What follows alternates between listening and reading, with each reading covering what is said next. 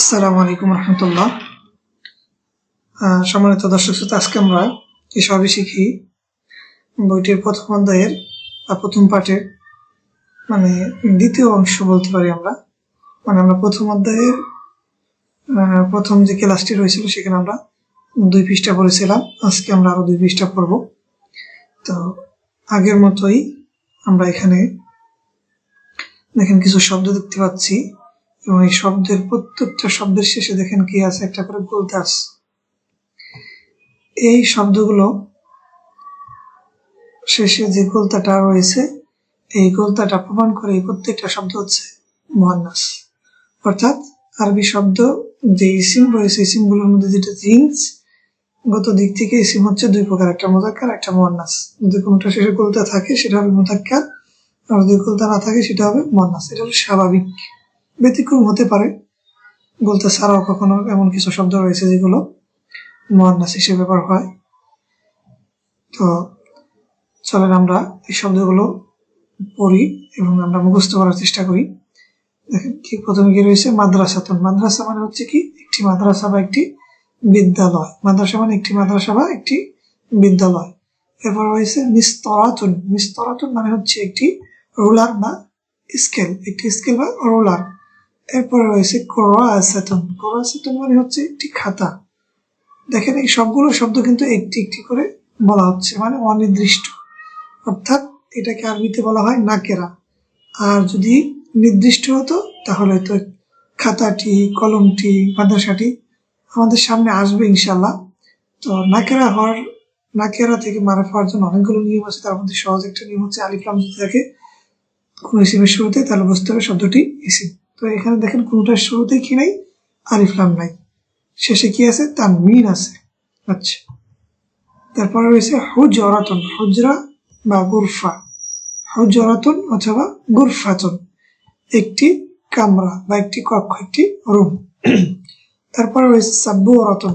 সাব্বুরা মানে হচ্ছে একটি ব্ল্যাকবোর্ড।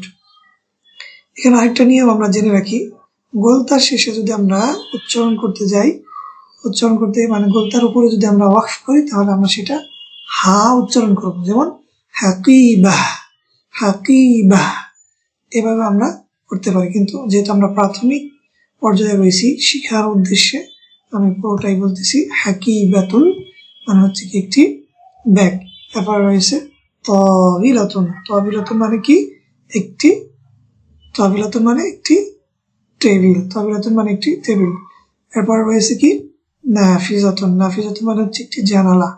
জানালার আরেকটি আরবি রয়েছে, সেটা হচ্ছে শুব্বাকুন।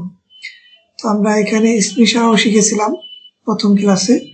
তো দেখেন এখানে সেই ইসমিশারা, এখানে হাজিহি এবং তিলকা ব্যবহার করা হয়েছে। অর্থাৎ এই দুইটা হচ্ছে মুয়ান্নাসের জন্য। হাজি হচ্ছে লিল করিব আর তিলকা হচ্ছে লিল বাঈদ। অর্থাৎ হাজি নিকটবর্তী ইসিমের জন্য ব্যবহার হবে আর তিলকা হচ্ছে দূরবর্তী ইসিমের জন্য ব্যবহার হবে। যেমন তিলকা মাদ্রাসাতুন, তিলকা মাদ্রাসাতুন, এটা একটি মাদ্রাসা বা একটি বিদ্যালয়। এরপর তিলকা সাব্বুরাতুন, এটি একটি বা ওইটা একটি কি, ওহা বা ওইটা কি একটি ব্ল্যাকবোর্ড।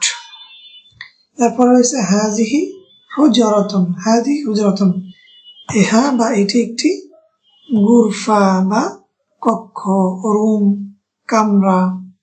তারপরে রয়েছে তিলকা হাকিবাতুন। হাকিবাতুন, তিলকা হাকিবাতুন, ওইটা একটি ব্যাগ, ওইটা একটি ব্যাগ। এরপরে রয়েছে হাজিহি কুরাসাতুন। হাজিহি কুরাসাতুন, এটা একটি বা ইহা একটি কি খাতা, ইহা একটি খাতা। তিলকা তাবিলাতুন। তিলকা তাবিলাতুন, টেবিলটি দূরে হওয়ার কারণে তিলকা এসেছে। তিলকা তাবিলাতুন অর্থাৎ ওইটা একটি টেবিল। হাজিহি মিসতরাতুন, স্কেলটি নিকটবর্তী হওয়ায় হাজি ব্যবহার হয়েছে, এটি একটি স্কেল। পরে হাজিহি সাব্বুরাতুন। হাজিহি সাব্বুরাতুন, ওইটা একটি বা ইহা একটি কি, এটি একটি বা ইহা একটি সাব্বুরা। তিলকা নাফিজাতুন। তিলকা নাফিজাতুন, উহা বা ওইটা একটি নাফিজা মানে জানালা, শুব্বাক। তারপরে হাজি তাবিলাতুন। হাজি তাবিলাতুন মানে ইহা একটি, হাজি তাবিলাতুন মানে ইহা একটি কি টেবিল, ইহা একটি টেবিল। তিলকা বিস্তরাতুন, তিলকা বিস্তরাতুন মানে কি হয় একটি টেবিল, স্কেল, আফওয়ান হয় একটি স্কেল। তারপর হচ্ছে তিলকা সাব্বু কুরাসাতুন, তিলকা কুরাসাতুন মানে হচ্ছে একটি খাতা। তারপরে হাদিহি হাকিবাতুন, হাদিহি হাকিবাতুন মানে ইহা একটি ব্যাগ। এরপরে কিছু নতুন শব্দ রয়েছে, যেমন কুফলুন মানে ইহা একটি, কুফলুন মানে একটি তালা, সুন্দুকুন একটি বক্স বা বাক্স, মিজাল্লাতুন একটি ছাতা, মিজাল্লাতুন মানে একটি ছাতা, সাইয়ারাতুন মানে হচ্ছে কি একটি কার বা গাড়ি, মিফতাহুন একটি চাবি, সাআতুন, সাআতুন মানে কি একটি ঘড়ি, নাযারাতুন চশমা, নাযারাতুন মানে কি একটি চশমা, নাযারাতুন মানে একটি চশমা। এরপর হচ্ছে দারাজাতুন, দারাজাতুন মানে একটি সাইকেল। তো আজকে এই পর্যন্তই। নেক্সট ভিডিওর জন্য অবশ্যই চ্যানেলটি সাবস্ক্রাইব করবেন, লাইক করবেন, কমেন্ট করবেন এবং শেয়ার করবেন অন্যদের সাথে। আসসালামু আলাইকুম ওয়া রাহমাতুল্লাহ।